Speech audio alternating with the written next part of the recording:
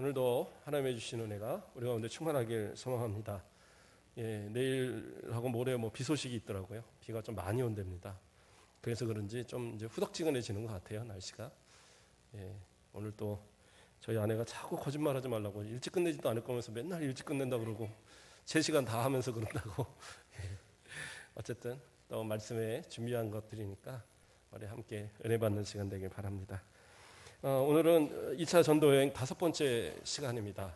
이제 오늘이 2차 전도여행의 마지막 부분입니다. 아덴에서 복음을 전하던 가운데에 바울이 그곳에서 큰 성과를 내지 못했습니다. 그렇다고 실패한 건 아니에요. 그곳에 또 많은 사람들이 그 예수 그리스도를 영접했고 또 그 가운데 열매는 충분히 있었지만 그러나 더 이상 전도할 수 있는 그런 여건은 안 됐어요. 왜냐하면 그곳은 철학이 많이 발달을 하면서 사람들이 그냥 그 논쟁하고 서로 토론하고 하는 것을 즐기는 거지 기독교의 도대체 교리가 무엇인가 이런 거에 대한 관심이 있는 게 아니에요. 구원에 대한 이런 관심도 없고, 왜냐하면 그곳은 상당히 많은 우상들이 자리 잡은 곳이어서 그러한 우상들이 많은 이 지역에서 다른 신을 이렇게 전하는 것, 이거 자체가 불법이었던 지역이었기 때문에 그러한 것에 대해서 관심도 없었고, 또한 그러한 그 복음을 전하는 것에 대해서 상당히 비판하고 조롱하고 그러한 분위기였어요. 그래서 그가 그 법정이 열리는 그곳에서까지 가서 전하였지만 큰 성과를 내지 못하자 이제 그곳을 떠나서 고린도로 이동하게 된 겁니다. 그런데 이제 우리가 아덴에서 살피는 가운데 아덴에서는 분명히 아덴에 도착하면서 바울과 신라를 그러니까 바울이 신라와 디모데를 빨리 오도록 하라라고 자기와 함께 온 사람들한테 부탁을 하고 돌려보냈거든요. 그런데 내용을 보면 17장의 그 후반부의 내용을 보면 신라와 디모데에 대한 이야기가 안 나와요. 그리고 막바로 오늘 18장 1절에서도 그 후에 바울이 아덴을 떠나 고린도에 이르러 하면서 바로 그냥 고린도로 옮겨간 것으로 이렇게 나옵니다. 그러한 어떤 이 내용들의 이런 모습들이 사실은 다른 그 서신이나 이런 데 나온 거하고 조금씩 상이함이 있습니다. 왜 그러냐? 앞에서도 여러 번 봤지만 이 누가가 이 사도행전을 기록하면서 모든 사실을 다 집어넣은 게 아니라 때에 따라서 크게 어떤 이슈가 없는 지역에서는 축약해서 그냥 넘어가 버리거든요. 그래서 어떤 한 10년 이상 되는 시간도 그냥 줄여서 그냥 몇 줄에 넘기기도 하고 이런 식으로 이제 쓰다 보니까 아덴에서는 이 디모데나 신라가 없었던 것처럼 이렇게 나옵니다. 그리고 실제로 그렇게 주장하는 분들도 있어요.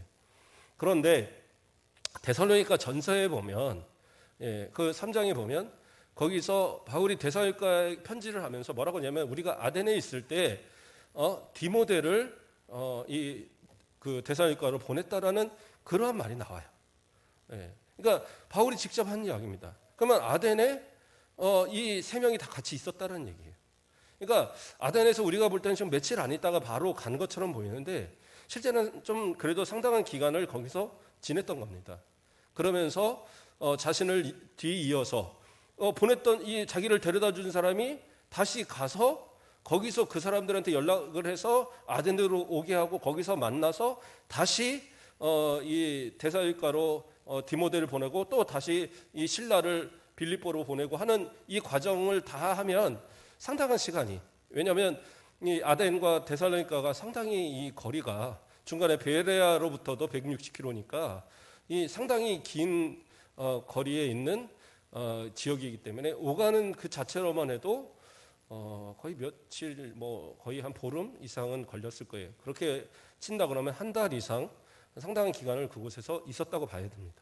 어쨌든 그 아덴에서 그렇게 있으면서 그러니까 왔던 그 디모데와 이 그 신라를 각각 디모데는 데살로니가로 그 신라는 빌립보로 이렇게 보내고 자신은 아덴에서 이 고린도로 내려오게 된 겁니다. 자, 이러한 과정에서 어쨌든 고린도로 왔어요. 그럼 고린도는 어떠한 곳이냐? 그 당시에 상당히 많은 인구가 모인 곳입니다.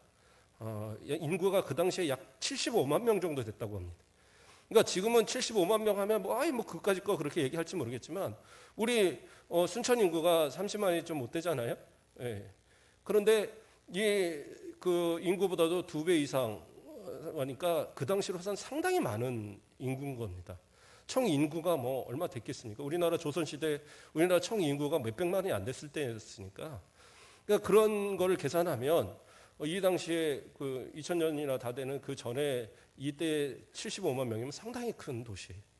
그 도시에 또한 상당히 이 무역이 발달한 도시여서 많은 사람들이 이곳에 이방인들이 거주하면서 여러 인종들이 이렇게 섞여 있는 그런 지역이었고요. 또 그렇기 때문에 상당히 부유한 지역이어서 상당히 많은 그러한 물질들이 차고 넘치는 곳이 바로 이 고린도였습니다. 그렇게 사람들이 많이 모이고 또 여러 인종들이 모이는 곳은 하나같이 나타나는 게 뭐냐면 타락입니다. 타락. 성적 타락, 성적 문란이 상당히 심해서 공식적인 어떤 그런 사창가가 이곳에서 발달을 할 정도로 상당히 그렇게 그런 문란한 도시였고 또 이곳에는 그 여신상이 이 섬기는 이름이 제가 잠깐만요. 이름이 좀 어렵더라고요. 예, 아프로디테. 예, 제가 그리스 신화를 안 봐갖고 잘 모르는데 그리스 신화에 보면 나오는 아프로디테라는 여신. 근데 이게 얼마나 크게 그 세워놨냐면 600피트나 되는 크기였대요. 크기가 600피트. 높이로 600피트면은 그러니까 우리가 쓰는 미터 환산으로 치면 182미터 정도 돼요. 그러니까 상당히 크죠. 만약에 1층을 한 3미터로 계산하면 60층, 고층 아파트의 크기예요. 그러니까 상당히 높은 그런 어떤 큰 신상을 만들어 놓고 거기에 그 무녀들, 거기에 이제 무당이죠. 그러니까 신녀들이 한 1000명쯤 되는데 그 1000명이 하는 일이 뭐였냐면 거기서 그런 어떤 성적 교제를 오는 사람들과 나누면서 그러면서 그것이 이제 신을 섬기는 제의식이 됐던 거예요. 그러니까 얼마나 문란했겠어요. 예. 그런 어떤 아주 문란한 그러한 어떤 문화가 발달했던 이 고린도. 그래서 고린도전서나 후서에서도 바울은 그러한 부분에 상당히 고린도전서에 특히 상당히 그 지적을 하거든요. 그런 어떤 성적 타락에 대해서 그런 것을 교회 내로 받아들이지 못하도록 강력하게 책망하는 그런 내용들이 많이 나타나잖아요. 그래서 이 고린도는 상당히 그러한 곳이었습니다. 그래서 이제 이곳에 복음을 전하기 위해서 바울이 갔을 때 이제 고린도에 도착한 건 혼자 도착한 거잖아요. 그때 하나님께서 예비하신 한 사람을 만나게 하는데 그 사람이 누구냐? 브리스길라와 아굴라입니다. 그러니까 아굴라를 만나게 하셨어요. 아굴라는 어떤 사람이냐? 본도 출신의 유대인이에요. 본도는 이 터키적 북동쪽이라고 표현할까요? 저 위쪽에, 그렇죠? 우리가 그 처음에 마게도냐로 바울이 오도록 했던 그 환상을 보았던 그 지역 무시아로부터 북동쪽에 있는 지역입니다. 그러니까 터키 저 위쪽 부분에 있는 지역이에요. 자, 거기에 있는 곳에서 태어났던 그런 어떤 디아스포라 가운데 한 사람이죠. 그 흩어졌던 유대인 가운데 하나입니다. 근데 그 유대인이지만 이 사람이 어떤 일로 인해서 하여튼 로마에 와서 살게 된 거예요. 로마에서 와서 자리를 잡으면서 로마 여인과 결혼을 합니다. 그게 브리스길라예요. 그래서 브리스길라는 학자들이 보통 이 로마인으로 봅니다. 로마 시민권을 가진 로마인으로. 그리고 그 결혼은 했지만 그러나 이 아굴라는 로마 시민권을 갖지 못한 그러한 유대인으로 봐요. 그래서 어떤 일이 있었냐면 그 당시에 이제 황제 글라우디오가 이 로마 안에서 유대인들의 폭동이 일어나는 거예요. 자꾸 소동이 일어납니다. 그래서 그 소동으로 인해서 유대인들을 다 내쫓아 버렸어요. 그래서 아굴라가 쫓아나게 되는데 여기서 브리스길라는 안 따라가도 되거든요. 그러나 부부니까 어떻게 합니까? 따라가야죠. 그래서 어떻게 보면 약간 귀족층에 있는 그러한 자녀임에도 불구하고 그가 아굴라를 따라서 그렇게 로마를 피했다가 그래서 이 고린도에서 이 바울을 만나고 아마 이 학자들은 보통 얘기할 때 이 고린도에서 회심한 건 아니고 이미 로마에 있을 때 어떤 복음을 받아들이고 그리스도인이 되었을 걸로 봅니다. 그리고 여기 와서 바울을 통해서 좀 더 체계적으로 복음을 더 배우고, 그리고 에베소로 같이 이동을 했다가 에베소에서 나중에 이제 이 글라우디오가 죽은 뒤에 로마로 다시 들어간 거로 봅니다. 그래서 로마서에서 또 이제 이 아굴라가 언급이 되고 그렇게 나오거든요. 자, 어쨌든 그런 이제 과정 속에 있었습니다. 그래서 학자들에 따라서는 이 로마에서 있었던 소동이 어떤 로마에 대한 반역은 아니고, 로마에 대한 반역이었다면 완전히 뭐 말살을 해버렸겠죠. 근데 이제 왜 내쫓았느냐? 소동이 있었는데 아마도 그리스도인들과 이 유대인들 사이에 어떤 그런 다툼이 있었지 않았을까. 그러니까 우리가 그 데살로니가에서 있었던 그런 소동처럼 그 유대인들이 그리스도인들을 핍박하기 위해서 그런 어떤 깡패나 이런 사람들을 보고 막 소동을 일으켰던 그런 상황을 볼 때 글라우디오 황제 입장에서는 이 사람들의 소동이 그냥 다 유대인의 소동으로 보이는 거죠. 그렇기 때문에 이들을 다 내쫓은 것으로 그렇게 봅니다. 어쨌든 이러한 이유에 인해서 이들은 고린도에 와서 정착을 했고, 그들의 직업이 뭐였느냐? 천막을 만드는 일이었다는 겁니다. 그러니까 상당히 크게 사업을 했을 걸로 봅니다. 로마와 고린도와 에베소에 이르는 여러 지점을 가지고 그렇게 활동했던 그러한 사람. 그런데 마침 바울이 어떤 직업을 갖고 있었어요? 천막을 만드는 직업을 갖고 있어서 그가 이 아굴라를 만나면서 아굴라의 집에서 거처를 하면서 평일에는 같이 그 천막을 만들고, 그리고 안식일이 되면 그 회당에 들어가서 로마의 이 고린도에 있는 회당에 들어가서 그렇게 복음을 전했던 그러한 일을 했던 겁니다. 자, 그렇게 자비량으로 이렇게 일을 하니까 어떤 분들은 그런 얘기도 해요. 목사님도 그러면 일을 해야 한다는 것이 아닙니까? 일주일 동안 도대체 뭐 하십니까? 그냥 주일날만 이렇게 열심히 설교하고 나머지는 일하시면 안 됩니까? 이렇게 말하는 분들도 있더라고요. 물론 놀려면이 얼마든지 놀죠. 그러나 또 말씀에 전무하고 기도하도록 교회가 허락을 했고, 또 그래서 세워졌고, 또 그것이 올바른 길이기에 또 목회자들은 열심히 이렇게 교회 사역에 전무하여 일을 하는 거예요. 뭐 하느냐? 놀진 않습니다. 그러니까 살펴서 기도해 주시고 더 말씀에 연구 많이 하고, 그래서 게으르면은 얼마든지 게으르게 설교할 수 있어요. 그러나 준비하고 항상 원고를 준비하고 모든 예배 시간마다 다 준비해서 하는 것도 나름대로 열심히 잘 하고 있는 겁니다. 그러니까 목사님이 놀고 있진 않겠다 생각해 주시면 맞을 것 같고, 바울은 좀 불가피한 면이 있었어요. 왜냐하면 선교를 하기 위한 것이었기 때문에 선교지에서 자신의 어떤 그 활동을 위한 그런 여비들이 계속 공급되기가 쉽지 않았습니다. 그렇다고 그래서 이제 초신자들한테 헌금 내세요 할 수는 없잖아요. 그러니까 자신이 자비랑으로 일을 하다가 이미 세워진 교회들에서 헌금이 이렇게 도착하고, 또 하나는 바울을 따른 이 실라나 디모데가 함께 도와주면 그때는 이제 전적으로 복음 사역에 힘쓰는 그러한 형태를 했던 겁니다. 그래서 이 3절에 벌써 보면 뭐라고 나옵니까? 아니, 그 5절에서 보면 이제 실라와 디모데가 마게도냐로부터 내려오매 바울이 하나님의 말씀에 붙잡혀 유대인들에게 예수는 그리스도라 밝히시곤 하니, 이렇게 나옵니다. 여기서 하나님의 말씀에 붙잡혀라는 말은 무슨 말이냐?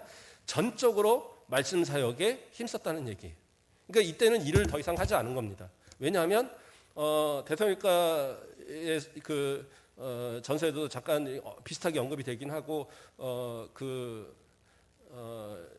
거기도 약간 이게 언급이 되긴 하지만 빌립보 교회라든가 이 데살로니가 교회에서 일정의 헌금들을 보낸 거예요. 보내서 사역에 힘쓰도록. 그래서 디모데와 이 신라가 내려온 뒤로부터는 더 이상 천막의 일을 하지 않았어요. 그리고 전적으로 평일에도 나가서 복음을 전하는 일을 계속했던 겁니다. 자, 그러한 이제 특수한 상황이 있다는 것을 우리가 생각해야 되고, 뿐만 아니라 오늘날도 선교사들은 그렇게 좀 힘들게 선교하는 분들이 많이 있어요. 저한테도 개인적으로 좀 도와달라 이렇게 연락 오는 경우들이 있는데, 솔직히 조금 우리가 할 수 있는 부분들이 좀 없어서 그냥 넘어가는 경우도 참 많이 있어요. 요즘 코로나 때문에 제대로 교회가 운영이 안 되고, 또 학교 운영하시는 분들이 학교가 운영이 안 되니까 막 비어 있잖아요. 그 사이에 뭐 어떤 사람들은 의자도 훔쳐가고 뭐 그 마이크도 다 뜯어가고 심지어 뭐 천장까지 뜯어가고 그래갖고 뭐 고치는 데에도 막 몇천만 원 든다 이렇게 연락이 오는데 그거 뭐 어떡하겠어요.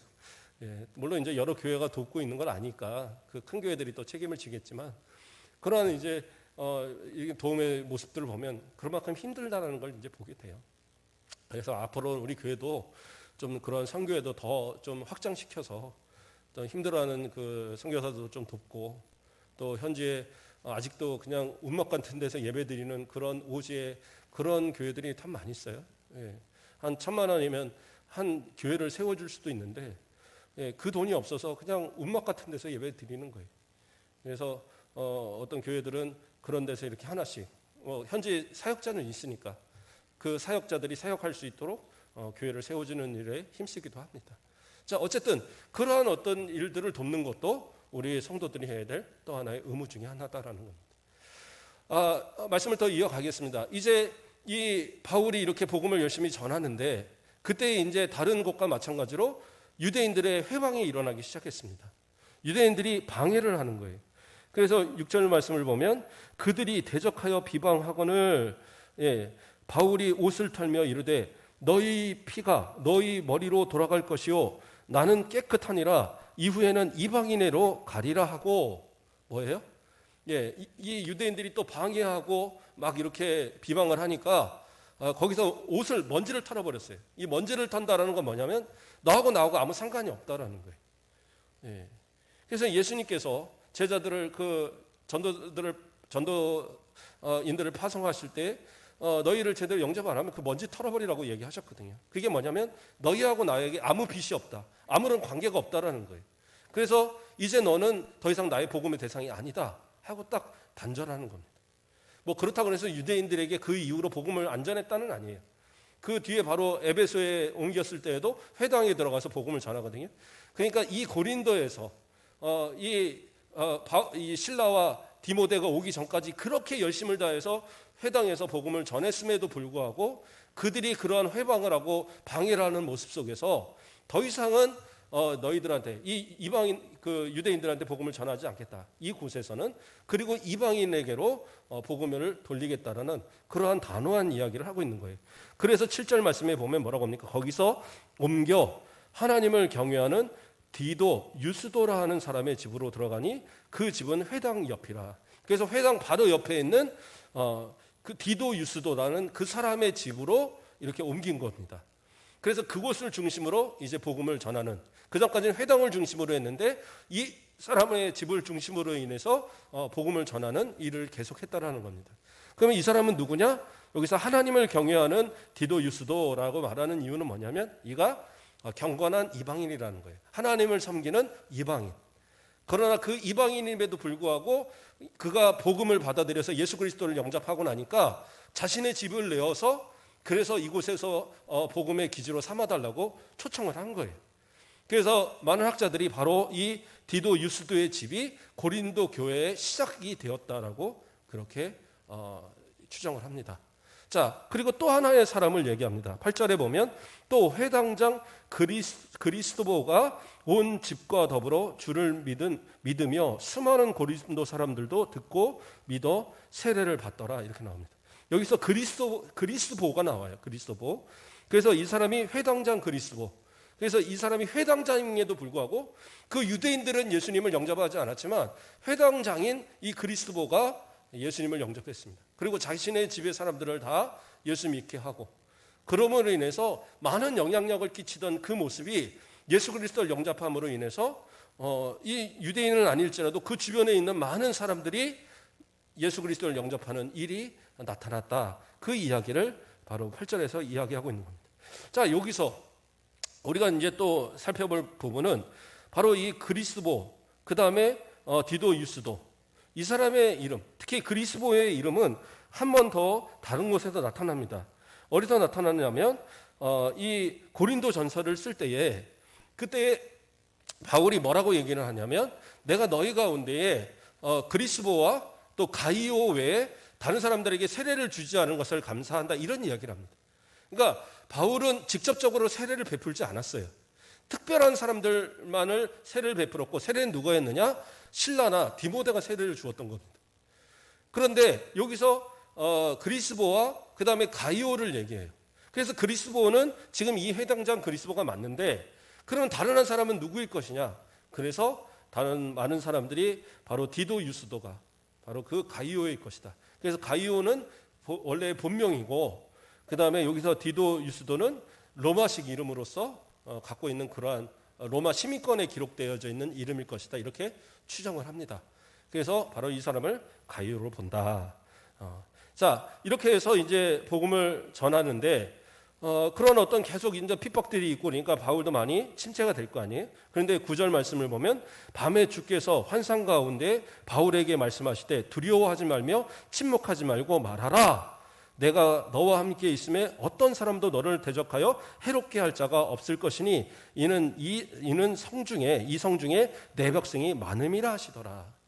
이렇게 해서 이 담대한 마음을 가지고 하나님께서 담대하게 하시니까 얼마나 여기서 1년 6개월 동안을 복음을 전합니다. 그러니까 2차 전도여행이 총 3년 정도의 기간 동안 복음을 전한 걸로 이렇게 보는데, 2차 전도여행 중에 절반을 바로 이 고린도 지역에서 보내게 된 거예요.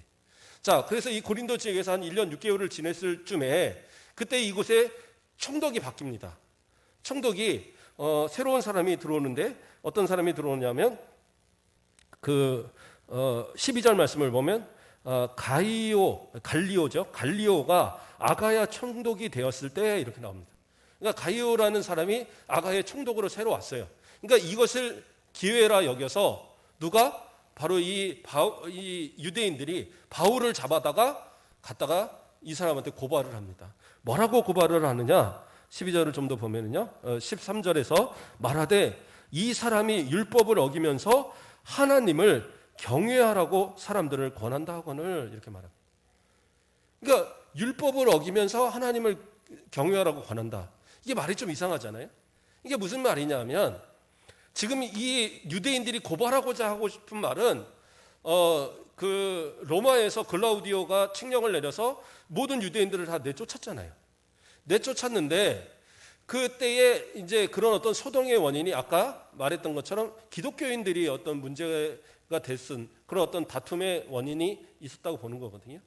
그런데 로마에서는 로마가 공인한 그 종교 외에는 그것을 전하는 것을 사실상으로 금지합니다. 그래서 금지하고 있어서, 그래서 아덴에서도 사실은 어떻게 보면 빨리 피했던 이유 중에 하나는, 아덴에서 지난주에도 말씀드렸지만 소크라테스가 거기서 BC 한 399년, 400년 정도에 그때 죽임을 당했는데, 죽임을 당했던 이유가 그러니까 청년들을 이렇게 유혹하고, 그 다음에 하나의 죄가 뭐냐면 다른 신을 전한다는 거거든요. 예, 그러니까 모르는 어떤 이상한 신을 전한다는 그 이유 때문에 죽은 거예요. 그러니까 그런 정도로 철저하게 그것을 금하고 있습니다. 그런데 유대인들이 와서 전하는 건 뭐냐? 바로 그 이상한 신을 전하는 거다라는 거예요. 이상한 종교를 지금 전하고 있다. 그러니까 로마의 어떤 정책에 반대하니까 이 사람 잡아서 혼내주십시오 하고 지금 와서 갈리오한테 어떤 압력을 행사하는 겁니다. 근데 이제 이 갈리오가 가만히 들으니까 이 말이 안 되는 얘기를 하는 거예요. 율법을 어긋났어요. 그럼 율법은 누구네 율법이에요? 로마의 법을 얘기하는 게 아니에요. 모세 오경을 얘기하는 겁니다. 자기네 율법, 유대인들의 율법을 어겼는데, 유대인의 율법을 어긴 사람이 유대인이 섬기는 하나님을 공경하라고 얘기를 했단 말이에요. 그러면 하나님을 공경하라는 말이 잘못된 말인가? 이게 왜 잘못된 말인가? 이상하잖아요. 그러니까 이제 갈리오는 뭐라고 받아들였냐면, 말의 차이구나, 언어의 차이구나. 그러니까 언어의 혼란으로 인해서 뭔가 오해가 생긴 거구나. 그러니까 이건 뭐예요? 로마의 법정에서 이것을 다룰 문제가 아니라는 거예요. 그러니까 니네들이 가지고 가. 왜 니네끼리 말이나 소통이나 니네 종교에 대해서 이런 어떤 혼란이 있는 것을 왜 여기 와서 그러냐 이거예요. 그러니까 갈리오가 볼 때는 다른 종교가 아니라 같은 유대교인데 왜 같은 유대교끼리 싸우냐 이거예요. 그러니까 차라리 그리스도라는 다른 사람을 전합니다 하면 되는데, 유대인들이 잘못 말한 거죠, 어떻게 보면. 율법을 어겼는데 하나님을 공경하라 합니다. 그러니까 우리 하나님을 마음대로 지네들이 공경하라고 하니 이거 참 나쁜 놈이다 하는데, 갈리오가 볼 때는 뭐 그냥 지네끼리 왜 그렇게 지지고 볶고 싸우냐. 그냥 알아서 해결하라. 그런데 쫓아버렸어요. 그 다음에 나타난 사건이 뭐냐면 회당장은 사실은 여러 명의 회당장이 있거든요. 한 회당에 한 회당장만 있는 거 아니에요. 고린도 같은 경우에는 상당히 큰 도시이기 때문에 어떤 학자들에 따라서는 여러 군데 회당이 있을 것으로 보기도 하고 또는 한 회당이 있었다면 회당 안에 여러 회당장이 있을 것으로 봅니다. 그래서 앞에 회당장 그리스도는 예수 그리스도를 영접했어요. 그러나 또 다른 이 소스데네라는 이 회당장이 있었는데 이 사람이 주동해서 이제 바울을 이렇게 고발하는 그런 일을 했던 건데 무혐의로 이제 풀려났잖아요, 바울이. 예, 심지어 바울 말은 듣지도 않았어요. 바울이 말하려고 하니까 갈리오가 야 들을 필요도 없어, 들을 필요 없어. 니네 일은 니네가 해결하라고 쫓아버렸거든요. 그랬을 때에 사람들이 그 모든 사람들이 덤벼서 이 소스데네 그 회당장을 막 구타를 합니다. 그래서 그 구타를 하는 장면이 그래서 어떤 사람들은 그 모든 사람이라고 표현한 그것이 유대인들이 화가 나서 저렇게 별 볼 일 없는 회당장이 우리 회당장이라고 에이 너 맛 좀 봐라 하고 때렸을 것으로 이렇게 얘기하기도 합니다. 그러나 그렇게 보지 않아요. 왜냐하면 이 원문 헬라어 원문에는 이렇게 그 사본들마다 이게 초기 사본들의 어떤 표기가 돼 있기를 이 모든 사람 옆에다가 헬라인이라는 표기를 해놓는답니다. 그러니까 이 사람들은 유대인들이 아니에요. 헬라인들입니다. 그러니까 그 지역의 고린도의 일반 이방인 그 사람들이 그 바로 이 그동안 별로 이렇게 달갑게 여기지 않았던 유대인들이 그렇게 무혐의로 이 사람을 그러니까 무고로 고발했다가 이렇게 나오는 모습을 보고 이것이 기회라고 해서 본때를 한번 보여주자 해서 그 회당장을 때려버린 거예요. 그러니까 그것을 바라보던 갈리오가 사실은 그것이 법정 앞에서 이루어지고 있으니까 말려야 되거든요. 근데 모른 척 해버렸어요. 갈리오 입장에서도 괘씸한 거죠, 유대인들이. 그러니까 그 회당이 때리는 것을 그냥 냅둬 버립니다. 그러면서 바울은 더 자유롭게 마음껏 복음을 전할 수 있고 고린도 교회가 세워지는 그러한 모습이 되었던 겁니다. 그리고 이어서 1년 6개월의 그 모든 전도를 마치고 에베소로 이동했다가 에베소에서는 회당에서 복음을 전하긴 하였지만 큰 기록은 없습니다. 사람들은 더 그곳에서 좀 더 있어주기를 원했지만 이는 바로 안디옥으로 떠나서 그 시리아 안독에서 바로 2차 전도여행 모든 3년의 시간들을 다 마치고 2차 전도여행을 마치는 그러한 모습이 되었습니다. 물론 2차로 다시 또 제차 3차 여행을 떠나지만 다음 주에 이제 살펴보도록 하겠습니다. 하나님께서 또 기회를 주시는 또 기회를 안 주시면 또 다른 기회를 주시는 대로 바울은 그 복음의 사역을 끝까지 감당했습니다. 원래 자신이 원하던 그런 중앙아시아 쪽으로 향하는 그러한 계획이 틀어지고 저 유럽, 그리스 또 이 유럽 쪽으로 방향을 틀게 되었지만 이 마게도냐와 이 그 아가야를 통하여서 이 만들어진 이 복음의 역사가 결국에서는 어떻게 해요? 더 나아가서 종교개혁을 통해서 또 미국을 통해서 또 다시 우리나라로 그런 이 복음의 역사가 전혀 반대 방향을 통해서 우리나라까지 또 이렇게 오는 그런 역사가 있었다는 사실입니다. 우리도 복음의 역사에서 또 그러한 은혜를 입은 그런 나라잖아요. 그리고 이 복음의 불모지 안에서 우리 순천에도 또 순천 가곡교회를 통해서 복음의 역사가 뿌리를 내렸고 이제 더 큰 꿈을 가지고 우리 바울처럼 아직도 복음을 필요하는 많은 곳에 복음의 역사를 감당하는 우리 순천 가곡교회가 되어지고 또한 삶 속에서도 그리스도를 마음껏 증거하고 전하는 우리 복된 성도들 되길 주님의 이름으로 축복드립니다. 기도하겠습니다. 사랑의 하나님 감사를 드립니다. 주님께서 인도하여 주셔서 오늘도 주님의 주신 은혜 가운데 예배드리고 이 주일을 온전히 주 안에서 영광 돌릴 수도 이끌어 주시면 감사를 드립니다. 주신 말씀 따라 우리도 바울처럼 때를 얻든지 못 얻든지 나가 복음 전하며 주어진 환경에서 최선을 다하여 주님의 영광 드러내는 우리들 되게 하시고 우리 교회를 통하여서 또 하나님의 계획하신 복음의 큰 사명들이 아버지 우리 가운데 이루어져 갈 수 있도록 인도하여 주시옵소서. 감사합니다. 예수 그리스도의 이름으로 기도드립니다. 아멘.